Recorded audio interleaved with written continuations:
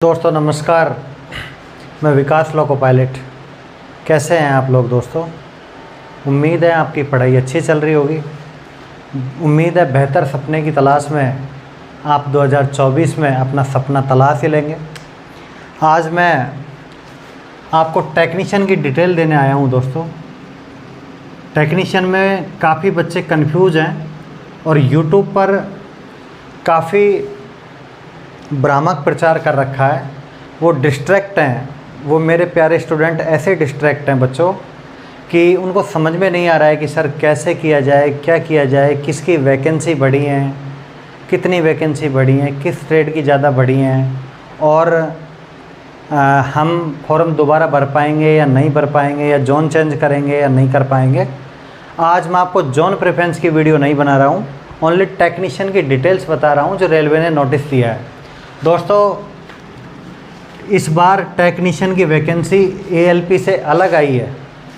मैं आपको सारी बातों को खोलकर बताना चाहता हूं ताकि आपके कन्फ्यूज़न दूर रहे। सेंट्रल एम्प्लॉयमेंट नोटिस नंबर 01/2018 में जिसमें मैं सेलेक्ट हुआ था, उसमें एएलपी और टेक्नीशियन उसकी वैकेंसी दोनों ऐसे आती थी, ऐसे लिखा हुआ आता था, जिसमें एएलपी की वैकेंसी भी थी और टेक्नीशियन की वैकेंसी भी जॉइंट थी।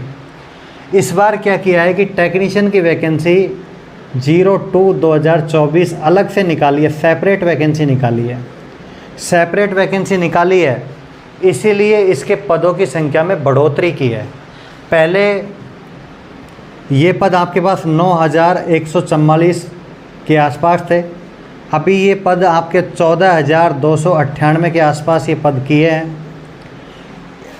जाहिर सी बात है कि जो टेक्नीशियन की वैकेंसी 9,144 थी, इसको इसलिए बढ़ाया गया है ताकि स्पेशल टेक्नीशियन की वैकेंसी का परफॉर्मा जारी कर सके, स्पेशल टेक्नीशियन की वैकेंसी के लिए डिपार्टमेंट अलॉट किए जा सकें। इसलिए दोस्तों इस वैकेंसी को बढ़ाया गया है, 9,144 को 14,298 में किया गया है। अब आप देखिए कन्फ्यूजन आपका कहाँ है, ये वैकेंसी किसकी बढ़ी हैं, किसकी नहीं बढ़ी हैं, वो मैं आपको बता देता हूँ दोस्तों। इस बार काफ़ी बदलाव है दोस्तों। जो टेक्नीशियन की वैकेंसी है, एक तो आपके पास है सिग्नल ग्रेड फर्स्ट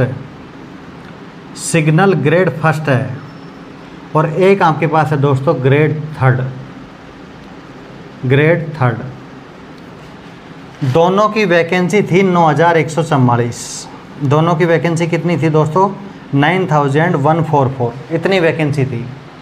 लेकिन रेलवे ने, आप यूट्यूबर्स की बातों में मत आइए, आप विकास सर की बातों में मत आइए, थोड़ा अवेयर रहिए, आपको मालूम चलेगा कि आप कितने आगे जा रहे हैं, कितना पीछे जा रहे हैं, लोग आपको कितना भ्रामक प्रचार कर रहे हैं। आप आरआरबी की किसी भी साइट पर जाइए, आज रेलवे ने स्पेशल नोटिस डाल दिया है, वहाँ पर रेलवे ने स्पष्ट बोला है, और जो स्पष्ट बोला है मैं उसी को आपके पास बोलने आया हूँ। मेरे पास कोई नए वर्ड नहीं है, रेलवे जो बोलता है उसी को मैं बोलता हूँ। इसलिए आप अगर जागृत नहीं होंगे तो आपको डिटेल भी पता नहीं लगेगी। सिग्नल ग्रेड फर्स्ट की स्टोरी सुनिए, इसमें कोई वैकेंसी नहीं बढ़ी है। ये सिग्नल ग्रेड फर्स्ट है, बीएससी वाले, बीटेक वाले और डिप्लोमा वाले जिन्होंने पॉलिटेक्निक किया है, ऐसे कैंडिडेट जिन्होंने सिग्नल ग्रेड फर्स्ट का फॉर्म फिल किया है, ये लगभग 1,000 वैकेंसी थी दोस्तों, लगभग। सिग्नल ग्रेड फर्स्ट, इसकी कोई वैकेंसी नहीं बढ़ी है। वैकेंसी किसकी बढ़ी है सर?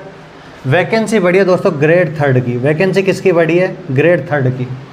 ग्रेड थर्ड की वैकेंसी लगभग 8,000 के आसपास बढ़ी है, लगभग।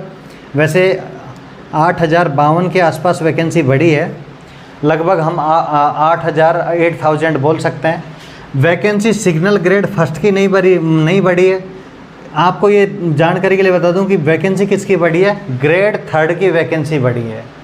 अच्छा, ग्रेड थर्ड की बढ़ी है तो सर कौन कौन भरेगा, हम क्या क्या करेंगे, इसकी स्टोरी सुनिए। जिसने ऑलरेडी फॉर्म फिल किया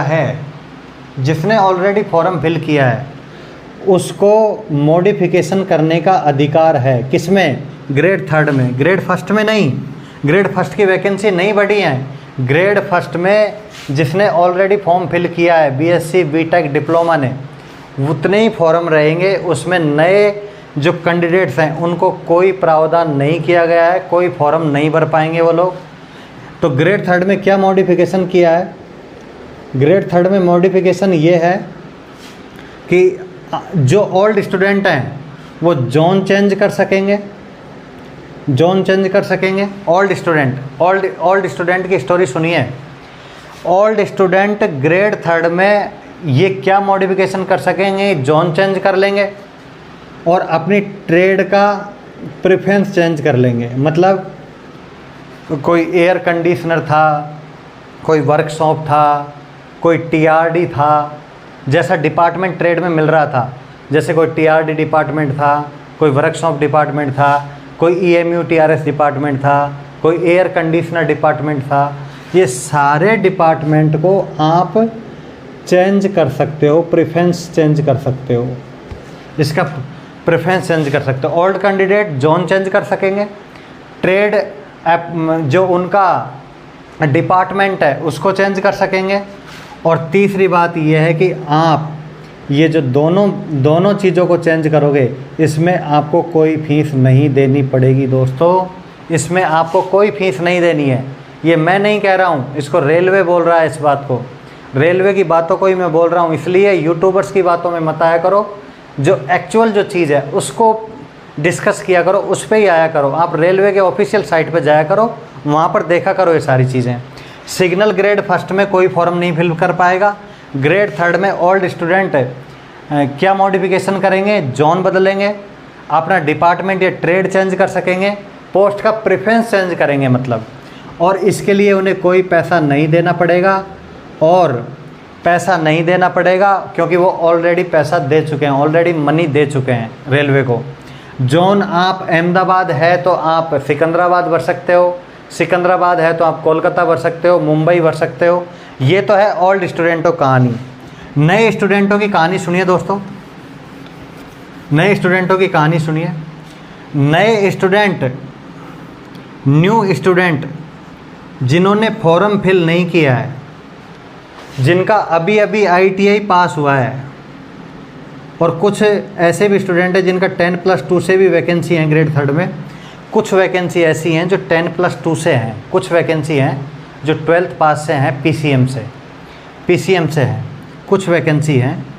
और जिनका अभी रिसेंटली आईटीआई हुआ है अगस्त लास्ट, सितंबर लास्ट में या सितंबर 25 के आसपास जिनका रिजल्ट आया है, मतलब न्यू फ्रेश स्टूडेंट जिनका अभी अभी रिजल्ट आया है, वो कैंडिडेट इस फॉर्म को भर पाएंगे ग्रेड थर्ड में। लेकिन फॉर्म किधर से फिल करेंगे? कैटेगरी नंबर देखिए दोस्तों, पहले कैटेगरी नंबर था आपके पास 1 से लेकर 18 तक। कैटेगरी पहले कितना था? 1 से लेकर 18 तक। लेकिन जो नए कैंडिडेट हैं, ये इस कैटेगरी में आपको मैं बता दूं, कैटेगरी 19 से 40 तक, 19 से 40 ये कैटेगरी ऐड की है दोस्तों। 19 से 40 कैटेगरी ऐड की है, मतलब टोटल कैटेगरी कितनी हो गई टेक्नीशियन में? 40। पहले कितनी दे रखी थी? 1 से 18, अब कितनी है? 19 से 40। इस कैटेगरी में ये लोग फॉर्म भर सकेंगे। इनको इसके लिए 500 रुपये देने पड़ेंगे। इसके लिए कितने रुपये देने पड़ेंगे? 500। ग्रेड थर्ड में पुराने स्टूडेंट जोन चेंज कर सकेंगे, ट्रेड पोस्ट प्रेफरेंस को चेंज कर सकेंगे। न्यू स्टूडेंट जिनका अभी रिसेंटली आईटीआई हुआ है या 10+2 जिन्होंने पीसीएम से किया है, वो 500 रुपये देके कैटेगरी 19 to 40 उस पोस्ट को भर सकेंगे। और जो ग्रेड फर्स्ट है उसमें बीएससी बीटेक डिप्लोमा वाले जो न्यू कैंडिडेट हैं, जो जिन्होंने बीटेक किया है, पॉलिटेक्निक किया, वो नहीं भर पाएंगे। वैकेंसी बढ़ी है केवल ग्रेड थर्ड की, टेक्नीशियन ग्रेड थर्ड की वैकेंसी बढ़ी है। इसमें आप लोग ऐसे लोग ही फॉर्म भरेंगे जिन्होंने रिसेंटली आईटीआई किया है या जिन्होंने ऑलरेडी फॉर्म फिल किया हुआ है। अगली बात सुनिए दोस्तों,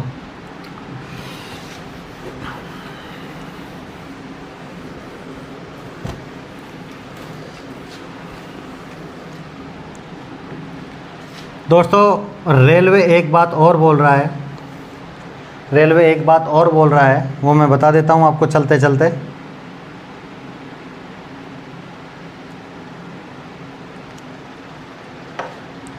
रेलवे एक बात बोल रहा है,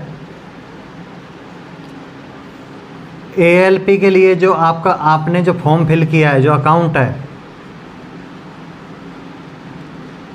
और मान लो टेक्नीशियन के लिए जो आपका अकाउंट है,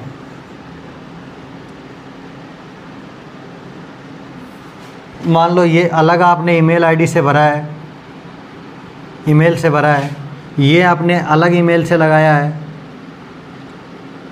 मीन्स अगर आपके दो अकाउंट हैं, आपने एएलपी का फॉर्म में अलग अकाउंट लगाया है, टेक्नीशियन के फॉर्म में यदि आपका अलग अकाउंट है, अगर अलग अकाउंट है तो इस अकाउंट को इसमें मर्ज कर देना दोस्तों, एक ही अकाउंट से फॉर्म भरना। आप कहते हो ना सर डबल डिग्री है, डबल डिग्री का इफेक्ट नहीं आएगा, आप डबल डिग्रियों से ज़्यादा घबरा रहे हो। डबल डिग्रियों का इफेक्ट नहीं आएगा, डबल अकाउंट का इफेक्ट आएगा। क्योंकि जो आपका आधार कार्ड लिया है ना, जो आपका आधार कार्ड लिया है, उस आधार कार्ड में एक आदमी का एक ही आधार कार्ड होता है। इसलिए जो ये आपका एएलपी का अकाउंट है और जो आपका टेक्नीशियन का अकाउंट है, चूँकि एएलपी का तो प्रोसेस ही बंद हो गया है, तो अब आपके पास टेक्नीशियन का प्रोसेस स्टार्ट हुआ है, आपका 2 अक्टूबर से प्रोसेस स्टार्ट हो रहा है।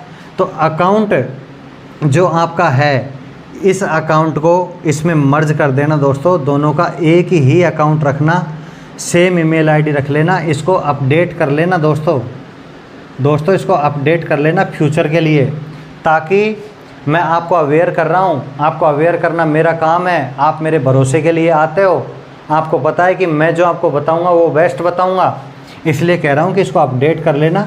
अलग अलग अकाउंट से फॉर्म फिल मत करना, क्योंकि टेक्नीशियन के फॉर्म में जैसे ही आप अलग अकाउंट से फॉर्म फिल करोगे तो सबमिट हो जाएगा, स्टेटस भी राइट आ जाएगा, लेकिन आपका फॉर्म हो सकता है आपका एडमिट कार्ड आए या नहीं आए, क्योंकि उन्होंने एएलपी के लिए पहले ही आधार कार्ड लिंक दे दिया है।